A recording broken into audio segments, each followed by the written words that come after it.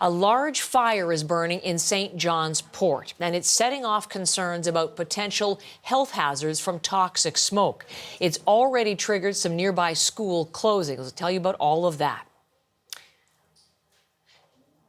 St. John. The fire then grew quite large. It's in a pile of compressed cars and metals, and currently we have multiple apparatus on scene to a large fire that is creating quite a large smoke in the area of the Uptown area as well. It's one pile that's approximately 100 feet high by 300 feet long and about 200 feet wide. There's been no injuries reported to me at this time. There's been some small explosions from different things within the pile. We're not sure exactly what they are. So that's Platoon Chief Ed Moyer as he spoke to our colleagues at CBC Radio in St. John. Let me tell you a little bit more as we look at the pictures. These are pictures that Chief Moyer has in fact supplied to CBC News. This is burning at the American Iron and Metal Facility, a recycling facility in the port right on the water between two residential areas. St. John Fire says it's been on the scene for hours. The call coming in around 1:30 Atlantic time, so 12:30 Eastern. And again, these are some of these images from Platoon Chief Ed Moyer. You can't make out the exact site, but it is burning in a massive pile of crushed vehicles and metal.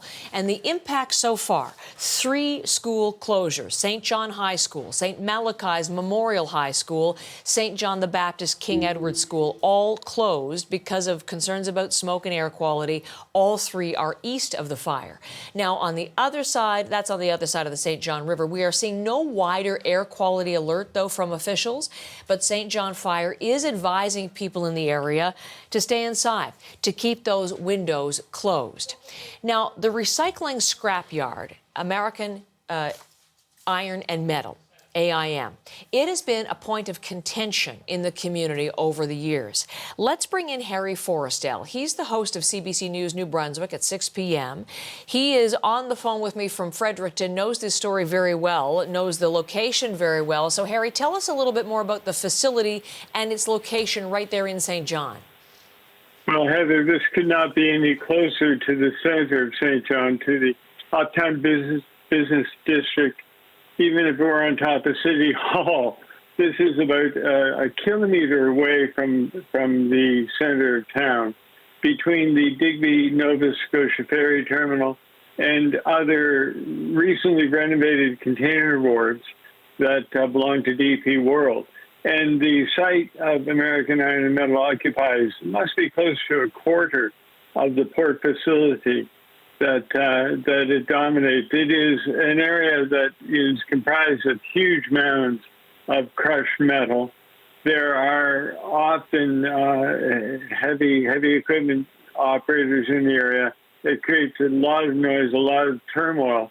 Of course, less than half a kilometer across the harbor are the city's cruise terminals, and they're a source of really important revenue for the city of St. John, especially at this time of the year. But you often hear complaints of people saying that they can hear the equipment night and day from American Iron and Metal across the harbor.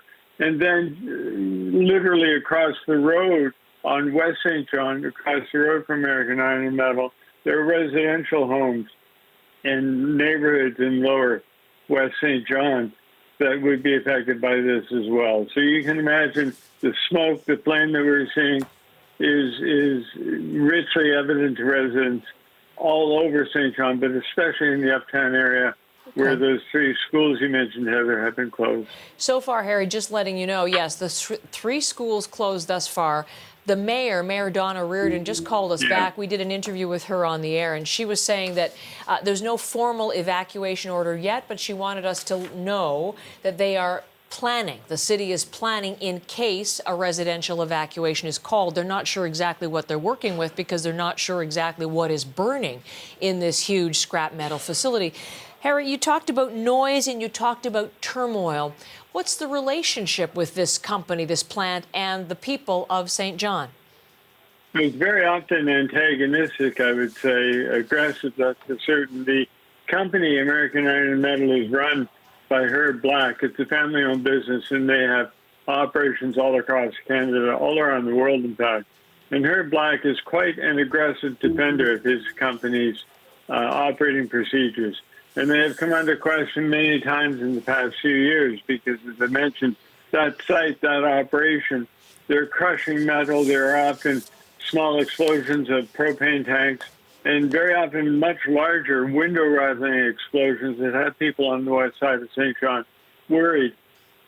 There was a large explosion back in September 14 of 2018, again in November 26 of 2020. There was a serious fire there on September 25th of 2020. So you can see there have been efforts by MP Wayne Long to call for the operating license of American Iron and Metal to be revoked because it is so close to Uptown St. John and so close to the residential neighborhood. And Herb Black, as I mentioned, has vigorously defended his company against all complaints, including health and safety complaints that in some cases have resulted in the deaths of employees. Nothing the company has been held responsible for, but how you can imagine living in St. John, there's a certain amount of distrust of what American Iron and Metal is telling people about how that plant operates. And to see the flames and smoke from that site today, again, Mayor Reardon made the point, what is burning there? Do we know?